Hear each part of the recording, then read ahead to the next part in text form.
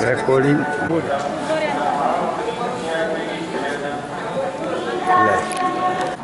શનિદેવના ભગવાન છે જે પથ્થર છે ને જે શનિદેવ છે એટલે એનો જે મહત્વનો પથ્થર છે એ છે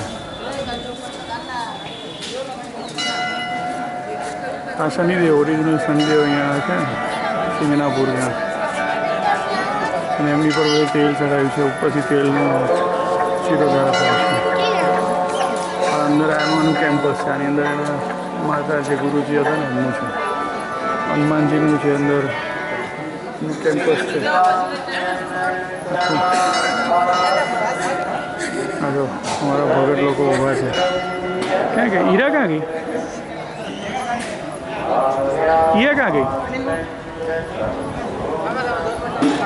હીરા બેઠી છે પછી દર્શન કરીને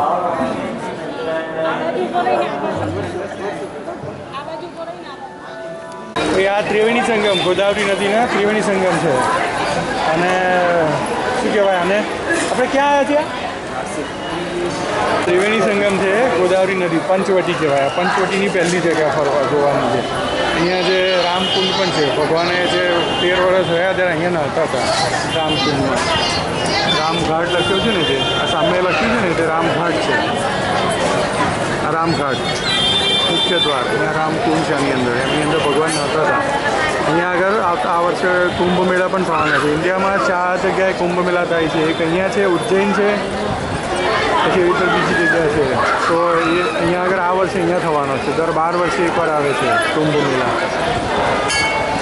સેમ આપણે ત્યાં ગંગાજીનું આપણે ત્યાં જઈએ ને હરિદ્વાર ત્યાંના જેવું સાઉથ બધું બનાવ્યું છે આજે અત્યારે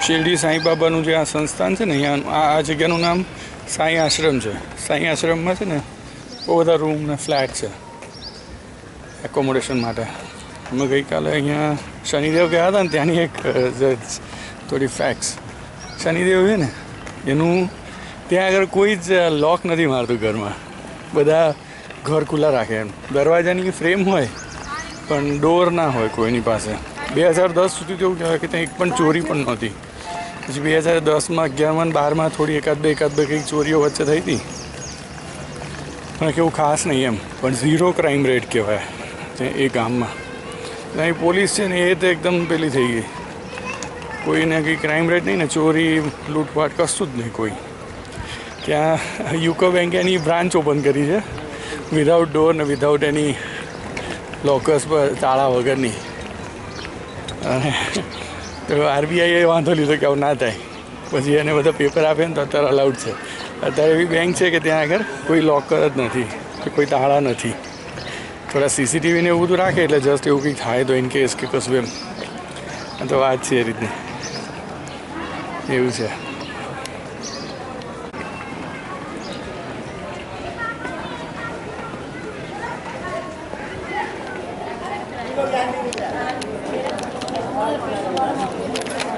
ઇન્ડિકા વિસ્ટા હાયર કરી છે ઇન્ડિકા વિસ્ટા 4006 નંબર છે શિરડીથી પછી બધા આવ્યા છે મુક્તિધામ નાસિકના સાઇટ સીઈંગ માટે નાસિકમાં જવાનું નાસિકમાં પંચવટી છે અહીંયા છે ને રામ ભગવાનને જે અબોર્ડ કર્યું હતું અહીંયા ઘર બનાવ્યું હતું એમણે 14 વર્ષ જે વનવાસ હતો ને 13 વર્ષનો વનવાસ અને 14મો વર્ષ એમને પેલું અજ્ઞાતવાસ 13 વર્ષ જે રહ્યા હતા ને જે પછી અહીંયા આગળ નાસિકમાં પંચવટી નામનું એક જગ્યા છે અને જંગલને એવું છે એમાં રહ્યા હતા પછી અહીંયા આગળ અત્યારે આ મુક્તિધામના ટેમ્પલમાં આવ્યા છે આ મુક્તિધામ છે અહીંયા આગળ જ નાસિકમાં જે ભગવાને નહીં લક્ષ્મણ ભગવાને પેલું એનું શૂરપંખાનું નાક કાપ્યું હતું એ પંચવટીમાં જ થયું હતું અને પંચવટીમાં એ લોકો અહીંયા રહ્યા હતા બધા અજ્ઞામાં કરીને નાસિકનું મહત્ત્વ એ રીતે માઇથોલોજીકલી એ રીતનું ખરું ઘણું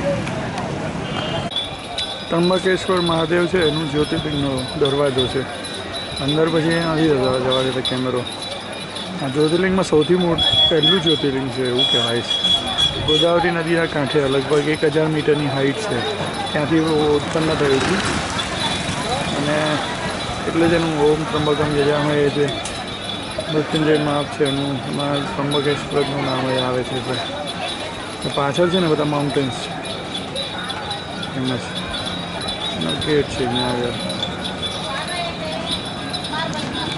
સરસ માઉન્ટેન દેખાય છે, સ્ટેન્ડિંગ એકદમ vertically tall, vertical standing mountain છે. પર્વત છે એના ઉપર શંકર દાદાએ જટા ખોલી હતી અને એમાંથી પછી જે ગોદાવરી નદી છે એ આવી હતી.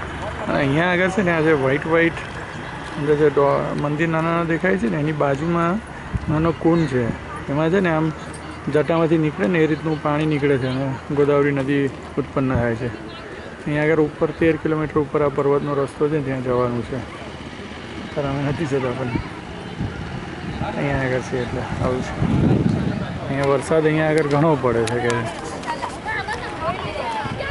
અત્યારે તો ચોરી સુકાઈ ગયું છે, ડ્રાય એકદમ થઈ ગયું છે. આ પર્વતો છે ને આખા જે વર્ટિકલ માઉન્ટેન એમાં જ છે ગોદાવરી નદી. કાલારામ મંદિર, અહીંયા ભગવાન રામ અને સીતા અને સાથે લક્ષ્મણ ભગવાન, એમની કાળા કલરની મૂર્તિ છે. ખરેખર એનો વર્ણ છે ને નીલ વર્ણ. અહીંયા કાળા કલરની મૂર્તિ છે કારણ કે એ જે મૂર્તિઓ છે ને તે ત્રિવેણી સંગમ જોયું ને આગળ, ગોદાવરી નદી અને અરુ અને નદીઓમાંથી મળેલી એ બનાવી નથી કોઈ શંકરારે, જાતે જાતે બનીને આવેલી છે, મળી છે. અને એને અહીંયા આગળ મંદિર બનાવ્યું છે સ્થાપન કરીને, કાલારામ મંદિર કહેવાય છે. ભગવાન રામનું જ મંદિર છે. ગોદાવરી નદી છે એનો કુંડ છે. ગોદાવરી નદીનું ઉદ્ભવ સ્થાન છે ને એ ત્રંબકેશ્વર છે, એનાથી 30 કિલોમીટર્સ અપ સાઈડમાં છે. અને ગોદાવરી નદી અહીંયાથી ઉત્પન્ન થાય, ઉદ્ભવ સ્થાન એનું ત્રંબકેશ્વર, અને જાય છે પછી પાછી વેસ્ટ એમાં ઈસ્ટર્ન સાઈડ ઉપર. એટલે અહીંયાથી પહેલાં છે નીચે સીધી જશે અને ડક્કન પ્લેટોઝ આવે ને જે આંધ્રનો એન્ડ ત્યાં સુધી, અને પછી એ ફરીથી ઈસ્ટ થઈ જશે. એટલે આખું આંધ્રમાંથી પાસ થઈ અને છેક પેલી બાજુ કલકત્તાવાળો જે બે ઓફ બંગાળ કહેવાય ને ત્યાં આગળ જઈને મળશે. ઇન્ડિયાની સેકન્ડ લોંગેસ્ટ રિવર છે, 1500 કિલોમીટર લગભગ લેન્થ છે. આફ્ટર ગંગા એનું નંબર 2 પર આવે લેન્થમાં. અને એના જે આખો જે ડ્રેનેજ એરિયા કહેવાય ને જ્યાંથી એનું પાણી એને મળે ને, ઇન્ડિયાનો 1/10 ઓફ ધ એરિયા છે ને આમાંથી થાય છે, 1/10 ઓફ ધ લેન્ડ એરિયા, એટલે ઘણો મોટો કહેવાય. એટલે એમાંથી ખેતી ને આ બધું ઘણું સારું મળે લોકોને.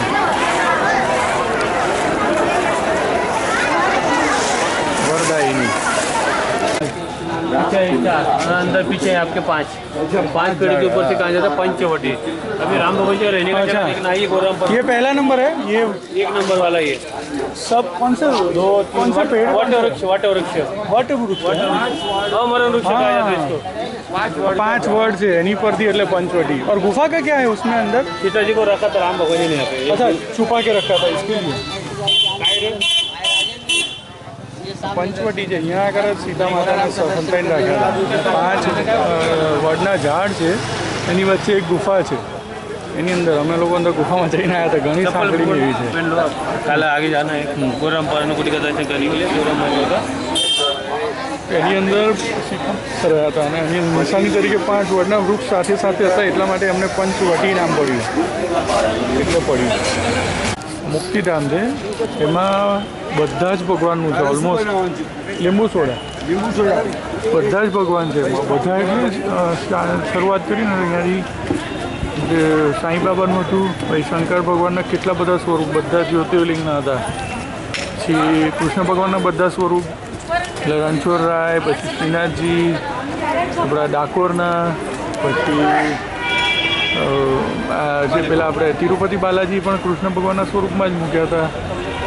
પછી બધા માતાજી, બધા લક્ષ્મીજી, પછી બધા સંતો થઈ ગયા ને, ધારો કે જલારામ બાપા છે, તુલસીદાસ છે, પછી આપણે કયા છે બધા ટૂંકમાં એમ કોઈ પણ બધા સંતો માતાજીઓ બધા, ગાયત્રી માતા, સરસ્વતી માતા, લક્ષ્મી માતા, આખું હતું.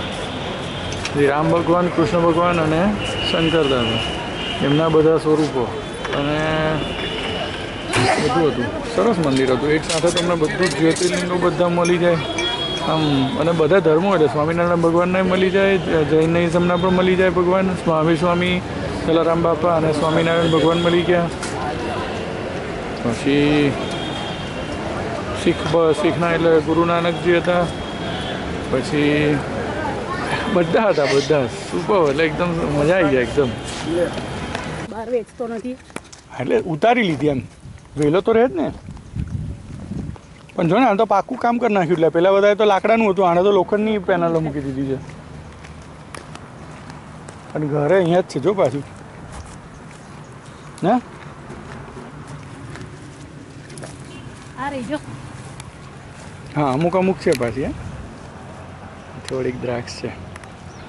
તો ચાલીએ તો દેખાય. ક્યાં ઉગી? આ રહી જો, રેડ કલર. રેડ આવ્યું ને? હવે રેકોર્ડેડ આવ્યું. બસ રેકોર્ડિંગ આવશે. એ છે દ્રાક્ષની- દ્રાક્ષના વેલામાં. દ્રાક્ષના વાડીમાં અમે ફરી રહ્યા છીએ. દ્રાક્ષ બધી લગભગ ઉતારી લીધેલી છે. બહાર એને વેચતો તોય ખરો. બહાર વેચે છે એ લોકો. આ ગંદો નાખો, એનું પેલું બેઝ બનાવે છે. આવી રીતના દ્રાક્ષના વેલા હોય છે જો, એનો માળવો બનાવ્યો છે.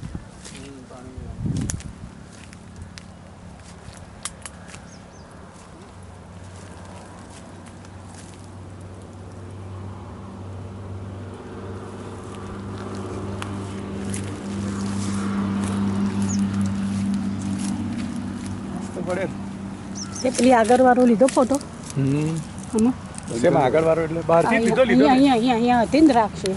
ના હવે ત્યાં તો લીધો આ જો થોડીક દ્રાક્ષ રહેલી છે અંદર દેખાય. એના સપોર્ટ માટે પડી ના જાય ને. બીજી લાઈનમાં જોઈએ ચલો હસો દ્રાક્ષ દેખાશે. વાઇન યાર્ડ છે બધા. એક અમે વાઇન યાર્ડમાં અત્યારે જઈએ છીએ. એનું એ જે ભાઈ હશે ને, આ ભાઈ ઉભો દ્રાક્ષ વેચે છે ખરો, અને એનો વાડો છે. જોઈએ હવે અંદર જઈને.